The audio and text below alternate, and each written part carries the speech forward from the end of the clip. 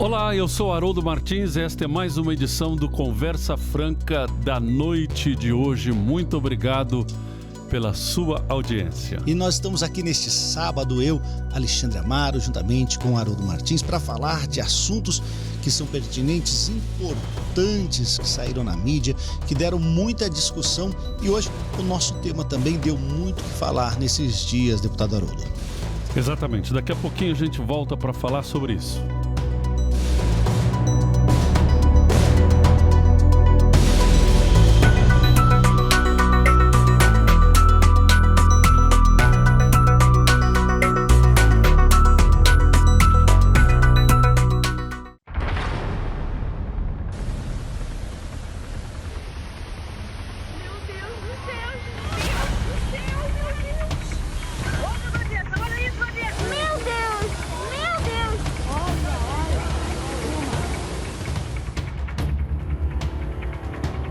Alagamentos, deslizamentos, destruição,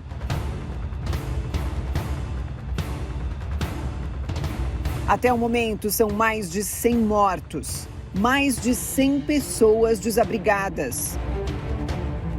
A gente fica aqui na esperança de fazer um enterro digno da família e estou ansioso aí esperando uma solução. Quantos anos tinham seus netos? Meus netos, um estava com 10 anos, o outro com 7 e a minha filha estava grávida de 7 meses, ia fazer 30 anos. E fica eu aqui numa ansiedade de encontrar o corpo deles. Perdi muita esperança mesmo, acho que não tem jeito, não. Muita terra mesmo, a balança foi muito forte. Desespero. Dia 15 de fevereiro, mais uma tragédia no nosso país. Desta vez, foi na cidade de Petrópolis, no Rio de Janeiro, que as fortes chuvas causaram estragos irreparáveis. Este vídeo é angustiante. Vemos o exato momento que algumas pessoas lutam pela vida. Estes 2 ônibus estão sendo arrastados pela enxurrada e os passageiros tentam sair pela janela do veículo. Alguns conseguem ir para um local seguro, outros, em desespero, pulam na água e seguem desaparecidos. Imagine você receber a notícia que um parente seu está desaparecido. Giselda não pensou 2 vezes e, com uma enxada, ela busca pela filha. E assim seguiu por horas, com a enxada nas mãos. Infelizmente, recebeu a notícia que sua filha não resistiu. Ela foi encontrada morta ao lado da afilhada de 1 ano. Elas viram a morte de perto, escaparam por pouco. Meus vizinhos começaram a tirar a gente dos escombros. Aí caiu um pedaço de ferro na perna do meu marido. Hoje é a casa da minha sogra, do lado que ela morava. Caiu tudo, vindo matar o nosso cachorro, vindo matar tudo. Só posso dizer que eu estou viva, foi um livramento, foi um milagre de Deus. Porque, olha, não sobrou nada. Daqui a pouco você vai ver o poder da força da natureza em outros lugares, nos últimos 3 anos. Por que acontecem tantas tragédias no final e no começo do ano? É o que você vai saber em instantes. O maior desastre na cidade imperial Petrópolis, ligado às chuvas, havia sido em 5 de fevereiro de 1988. Também com 171 mortos. Publicações de jornais da época mostram que resposta do poder público, 34 anos depois, continua precária. Em 88, 171 pessoas morreram vítimas de outra tempestade que assolou a região, segundo os dados da Defesa Civil. O primeiro registro divulgado pelo órgão é de 66, quando houve 80 óbitos. Hoje, com esse acontecido em Petrópolis, os mortos passam de 180 e aproximadamente 100 pessoas desaparecidas em Petrópolis. E tivemos outros casos. Tivemos o caso não muito distante, aquele caso de Capitólio, aquela parte da falésia que desabou em cima dos barcos. E temos outros casos. Então nós estamos falando desses desastres naturais. Pode se precaver, pode não se precaver, o que poderia ser feito para que não houvesse esses deslizamentos, que não houvesse tantas mortes. Este é o tema do programa de hoje. Alexandre Amaro. Eu me lembro que ali também no Morro do Bumba, no Rio de Janeiro, né, em Niterói, o morro foi totalmente devastado pela chuva. À época, né, 267 pessoas morreram e só acharam 48 corpos. Foi uma coisa assim trágica. Nas encostas, tivemos lá Brumadinho também, né, a barragem que rompeu, e assim tem acontecido muitos acidentes, incidentes, tem coisas que são assim, já estão, como é que é aquela palavra, já vai acontecer em algum dia. Aquilo, previsível, né? É muito previsível. Eminente. É uma tragédia anunciada. Uhum. Né? Tem lugares que tem uma tragédia anunciada. São casas construídas nas encostas, próximos da onde tem ali muitos rios. E isso a gente está cansado de ver em muitos lugares. Se essas pessoas não forem retiradas logo, se fazer um plano de governo, muitas vezes, para colocar essas pessoas num outro local. Mais cedo ou mais tarde.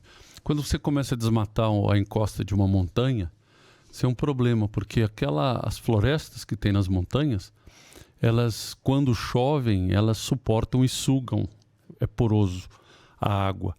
Quando você tira aquelas árvores, você desmata para construir casa, não há como a montanha reter.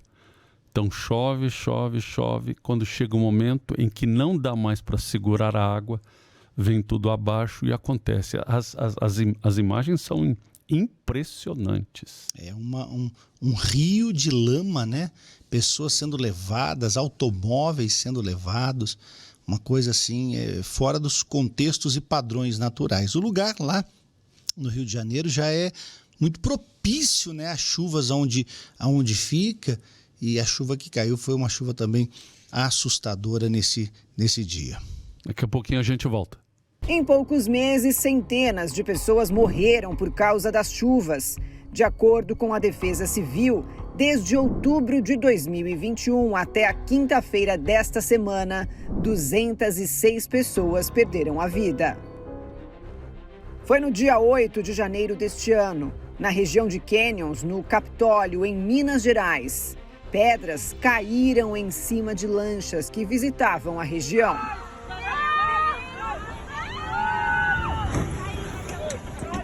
Neste acidente, 10 pessoas morreram. Todas eram amigos ou parentes. Eles estavam na mesma lancha de nome Jesus.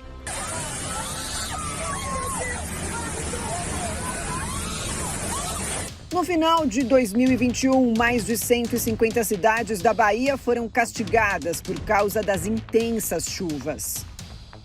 27 pessoas morreram, 30 mil estão desabrigadas. E o drama de quem perdeu tudo. O estado com maior número de deslizamentos no Brasil foi Minas Gerais, com 225 casos, seguida de São Paulo com 121 casos, Santa Catarina 118, Rio de Janeiro com 70 e Espírito Santo com 48. Entre as grandes regiões, o percentual mais alto de cidades com instrumentos para a área ambiental em 2020 estava no norte, 98%. Em seguida, Sul, 95%, Centro-Oeste, 92%, Sudeste, 89% e Nordeste, 85%. Só 3 estados contavam em 2020 com estruturas ambientais municipais em todas as cidades. Acre, 22, Amapá, 16 e Espírito Santo, 78. Quanto mais acidentado, geograficamente falando, a cidade é, a probabilidade e a gente tem visto muitos fenômenos climáticos surgindo ultimamente acontecer, mais a probabilidade de acidentes e incidentes e alagamentos e desmoronamentos podem acontecer. É verdade. Tem coisas que são imprevisíveis. Você não sabe quando vai acontecer, o formato que vai acontecer, mas algumas coisas, deputado Haroldo, são previsíveis. O senhor pode ver que às vezes as coisas acontecem um tempo e elas voltam a acontecer depois de algum tempo. Elas são cíclicas, né? Passa um período, acontece novamente. Período de chuvas, por exemplo, em muitos lugares, como nós já vimos aqui na cidade industrial de Curitiba. Olha, chega uma data de chuvas, todo mundo diz, olha, aqui sempre inundou, aqui esse rio sempre transbordou. As pessoas que moram nas proximidades, elas já costumam até fazer alguma coisa, né? Ou é uma mureta mais alta, ou a casa tem um diferencial, porque as águas chegam até ali. Então ela já sabe o problema, os rios transbordam e não tem muito o que ser feito se não fizer algo diferente daquilo que vem sendo feito nos últimos tempos, né? Porque a chuva sempre cai naquela estação do ano e os locais, como não tem ali um local para desaguar as muitas águas que chegam, então tem inundação, tem enchente, tem todos os tipos de... É isso mesmo. Você vê, olha só, tem desmoronamento, tem enchentes, enxurradas. Por outro lado, tem deslizamento de terras. Aí tem o outro lado, secas, queimadas, incontroláveis. Fenômenos... O caso que aconteceu lá em Capitólio, que foi aquela parte da falésia que infiltrou de água, teve uma hora que veio abaixo, porque aquelas rochas são porosas. E por aí vai, ventanias, vendavais, derrubando telhados, derrubando casas. Chuva de granizo que nós temos acostumado a ver aqui no Paraná. No Paraná, exatamente. Então nós temos aqui muitos exemplos de coisas. Bom, daqui a pouquinho a gente volta continuando a falar sobre este assunto. Terça-feira, 15 de fevereiro de 2022. Uma chuva torrencial atinge a cidade de Petrópolis. A força da água assusta os moradores e muitos registram cenas que seriam inimagináveis se não tivessem sido gravadas. Meu Deus do céu, tá descendo tudo! Minha mãe do céu! No meio do temporal, um deslizamento. Meu Deus do céu! Meu Deus do céu, gente! Em uma das imagens mais chocantes registradas entre tantas cenas de destruição, passageiros deixam o ônibus pelas janelas em uma verdadeira corrida pela vida.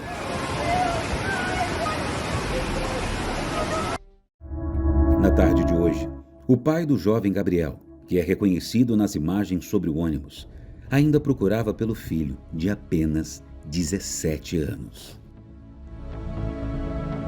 O Fala Que Eu Te Escuto apurou que durante o dia, o número de mortos subiu para 146 e 191 pessoas seguem desaparecidas.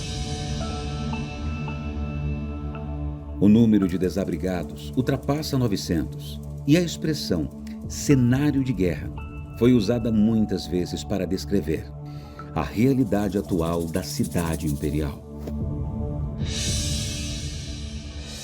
A Igreja Universal, através do Unisocial, tem contado com a ajuda de voluntários para levar assistência social na cidade. Em meio a tanto caos, precisamos unir forças para ajudar quem mais precisa e não pode mais esperar. Deputado Alexandre Amaro, o que as autoridades, o que o executivo poderia fazer? É complexa a pergunta. E a resposta é não tão fácil de responder. Mas o que o executivo poderia fazer para minimizar esse tipo de acontecimento? A gente sempre trabalha com a prevenção, né, deputado Haroldo? A prevenção é a principal forma de se precaver acidentes, incidentes, como nós temos visto. Depois que acontece, muitas coisas são feitas. Depois de Brumadinho, a maioria dos estados começou a ver como estavam as barragens. Aqui no Paraná não foi diferente. Nós temos muitas barragens aqui no estado do Paraná. Na Assembleia Legislativa fizemos um encaminhamento para que fosse feito estudo em todas elas, para ver se não tinha nenhuma com perigo aí do transbordo, né, ou de transbordar, e não foi encontrado aqui no estado do Paraná. Então, eu acho que tem que ter uma prevenção. Se o lugar já é perigoso, então tem que fazer alguma coisa antes. Mas só para completar aqui a minha resposta, o problema é que quando chega lá, num lugar de risco, e as pessoas estão morando, se não tiver um lugar para colocá-las, elas não vão. E aí tem um outro problema. Muitas vezes faz-se um plano de governo, mas a pessoa está acostumada a morar naquele lugar e ela é colocada num lugar um pouco mais afastado daquele local. Então elas vão para aquele local e tem que tirar e isolar essa área, porque senão as pessoas vão para esse local e daqui a pouco elas voltam para o mesmo lugar. E eu acredito que existem decisões que são tomadas que não agradam a população, mas quando se trata de defesa da cidadania, da vida, preservar a vida, que é a coisa mais importante, mesmo que se minimize os impactos, a população tem que compreender que muitas decisões são feitas para benefício da própria segurança. Você viu aquela questão lá de Balneário Camboriú, que aumentaram a faixa da areia da praia. Exatamente. E a gente estava conversando aqui antes de começar o programa que o mar sempre reclama o que é seu. Você não dá para brincar com a terra, ou com o mar, com a água. Você não brinca. E não que a gente esteja lançando qualquer palavra negativa contra aquilo que foi feito de Balneário Camboriú. Porque estamos fazendo em Guaratuba também, né? Pois é, pois é. Mas a questão é o seguinte, não é novidade nenhuma que o mar reclama aquilo que é seu. E muitas vezes vem a rebordosa e tudo aquilo que foi feito vai por água abaixo. Lembro daquela pista de ciclismo lá no Rio de Janeiro, na orla ali de São Conrado. Sim, São Conrado, que desabou ali. Tudo abaixo. Sim. E aquilo ali havia tido um sinal de desabamento, depois teve outro, depois levou vidas. E foram chuvas ali no Rio de Janeiro que foram uma tragédia no Rio de Janeiro, né? O Rio de Janeiro ficou debaixo d'água. É isso aí, daqui a pouquinho a gente volta. O assunto do programa de hoje são as tragédias que temos vivido e que às vezes não aprendemos com elas. E olha, se você quiser seguir as nossas redes sociais, acompanhe Haroldo Martins Oficial, Alexandre Amaro. Coloca lá no seu Instagram agora, você que está aí pela CNT, @Haroldo Martins Oficial no Instagram, dá lá um seguir e coloca lá @Alexandre Amaro ou Amaro10, dá um seguir lá, acompanhe o nosso trabalho nas redes sociais.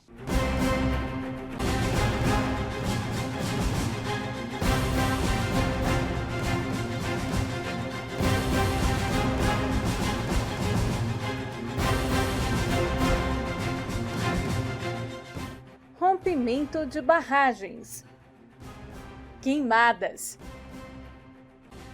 ciclone bomba, chuvas torrenciais, pessoas desabrigadas, mortes. Por que será que todo início de ano temos tantos desastres naturais em nosso país? Hoje nós vamos recapitular alguns deles que marcaram o Brasil nos últimos 3 anos. No início de 2019, uma tragédia sem precedentes que até os dias de hoje traz resultados negativos num local que jamais será esquecido. O desastre de Brumadinho deixou marcas profundas. Um dos principais ecossistemas brasileiros, o Pantanal, passou por um período de queimadas sem precedentes na sua história em 2020. Entre julho e outubro de 2020, cerca de 28% do Pantanal foi consumido pelo fogo. Muito bem, estamos de volta no programa Conversa Franca de hoje. E, deputado Haroldo, tem uma pergunta aqui que enviaram para a gente. Na sua opinião, qual o papel das igrejas na ajuda das vítimas de desastres? Não, muito boa pergunta. Mas é interessante, todas as vezes que existem esses desastres, perdas materiais e perdas de vida e pessoas que ficam, famílias ficam desabrigadas, as igrejas sempre se unem no sentido de ajudar. E dessa vez, lá em Petrópolis, também não foi uma exceção. A gente acompanhando o trabalho que é feito pelo responsável da Universal ali no Rio de Janeiro, que é o Bispo Jadson Santos, em que foi feita uma arrecadação de toneladas, e inclusive neste último final de semana, ele orientou todas as igrejas no Rio de Janeiro para que falasse para o povo continuar contribuindo. Se eu não me engano, a gente poderia até alguém da produção buscar essa informação, se foi 13 ou foi 23 toneladas que foram arrecadadas. Eu estou entre 13 e 23. Se alguém puder buscar a informação do Bispo Jadson aí. Então, é importantíssimo que a igreja, mesmo que não seja grande como a Universal, que pode se, em mutirão, unir-se para enviar toneladas de ajuda, e eles estão pedindo muito água, alimentos não perecíveis e colchões que eles precisam para poder se alojar. Que todos possam fazer uma participação, possam também enviar para esses locais onde é feita a arrecadação e a distribuição lá. É um trabalho importante, é um trabalho bonito, não? E é uma oportunidade também, o que jamais nós desejaremos que acontecesse com alguém, mas é uma oportunidade que a igreja tem, num total, os cristãos, de uma forma geral, unir-se e em mutirão ajudar aqueles que necessitam. Eu não sei se o senhor está lembrado, me veio à mente agora, nós fomos uma ocasião em Itaperuçu. O senhor foi junto comigo, inclusive. Nós fomos num domingo fazer um trabalho, eu acho que foi até antes das eleições onde nós arrecadamos aqui no Paraná várias quantidades, né, de alimentos, levamos até Itaperuçu, um vendaval que aconteceu ali, foi uma coisa assim muito feia. 21 toneladas no Rio de Janeiro, 21, já foi confirmado aqui. E aí ali, se eu não me engano, foi o Joel que nos apresentou um pastor que abriu as portas da sua igreja para acolher as pessoas, né? Que as casas ali foram destelhadas, destruídas, e aí a igreja, todas as igrejas, né, sem placa denominacional, fizeram assim um grande trabalho para ajudar aqui no Paraná, em Itaperuçu, veio à mente agora. É isso aí. A Defesa Civil tem um trabalho muito importante em cima disso. Todo município tem o trabalho da Defesa Civil, no sentido de que quando há catástrofes como essas, destelhamentos, desmoronamentos, e que o gênero humano é prejudicado, o trabalho do município no sentido de facilitar a vida das pessoas. A minha pergunta é o seguinte, de que forma poderia ser feita uma fiscalização para evitar habitações em áreas irregulares? Essa pergunta é muito complexa, deputado, porque falar de que locais, né? Aqui no Paraná, em Curitiba principalmente, tem a coisa é muito rígida, mas o senhor vai, por exemplo, ao Rio de Janeiro, onde o senhor conhece, eu também conheço muito bem, nós vemos que tem muitos locais ali que não tem como se evitar as pessoas de fazerem esse tipo de entrada, e já começam a migrar, e daqui a pouco assim já acontece uma situação que já são muitas e muitas famílias. Nós temos locais onde a vulnerabilidade é muito grande, a pobreza é muito grande. A prefeitura muitas vezes, porque isso a competência do órgão municipal, não é o estadual nem o federal, o órgão municipal fica ali de mãos atadas, porque não tem a quantidade de pessoas para fazer esse tipo de trabalho. Vamos dar um exemplo aqui que a gente vê toda hora na TV? A Amazônia. A Amazônia, toda hora que chegam lá, tem um desmatamento gigantesco. Quantos agentes tem fazendo o trabalho? Tem 15. Aí os caras têm que fazer o quê? Num espaço de gigantesco, milhões de hectares. Espaços maiores do que muitos países. Exatamente. Extensão geográfica. É muito difícil. Mais alguma pergunta aí? Tem mais uma pergunta aqui. Essa aqui é muito importante porque o maior plano de governo quem tem é o governo federal, né? Os senhores deputados acham que o modelo habitacional inserido hoje nos programas do governo, eles estão ultrapassados ou fazem parte aí do nosso presente? Bom, eu acho o seguinte, eu acho que plano habitacional para famílias de baixa renda está bem aplicado dentro daquilo que as pessoas precisam, ou seja, o financiamento do governo, um pagamento a fundo perdido, praticamente.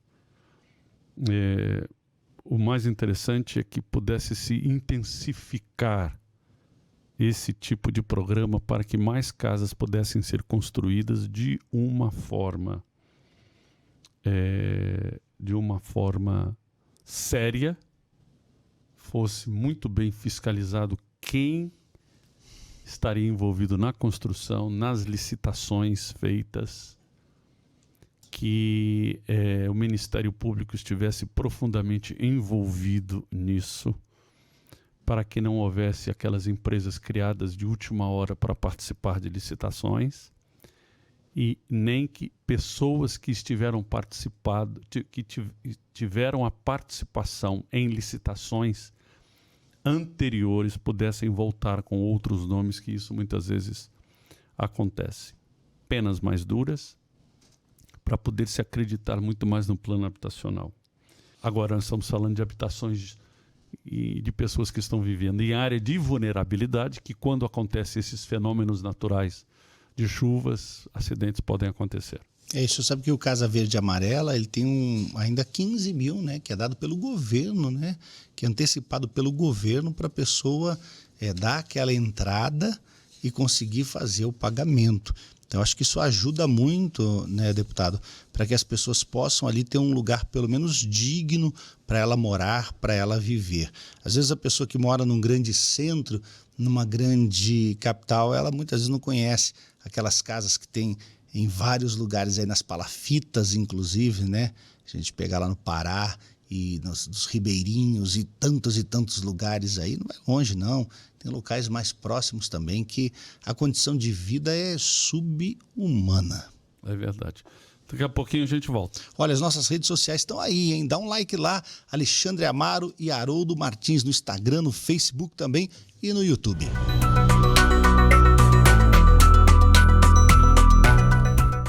Cerca de 39 mil quilômetros quadrados de área foram queimados entre os meses de agosto e novembro de 2020, o que levou à morte de mais de 16 milhões de animais vertebrados. Entre os porquês dessas proporções devastadoras, tem relação com desmatamento, crescimento do agronegócio, a falta de fiscalização, entre outros. Outro fenômeno natural que devastou o sul do país em 2020 foi um ciclone bomba. A mistura de rajadas de vento que chegaram a 120 km por hora, com chuvas de granizo, deixou mais de 1 milhão de locais sem energia elétrica.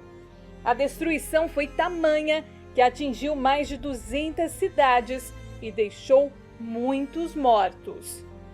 E o medo tomou conta. Milionários. Em 2021, a Bahia foi um estado extremamente castigado pelas fortes chuvas.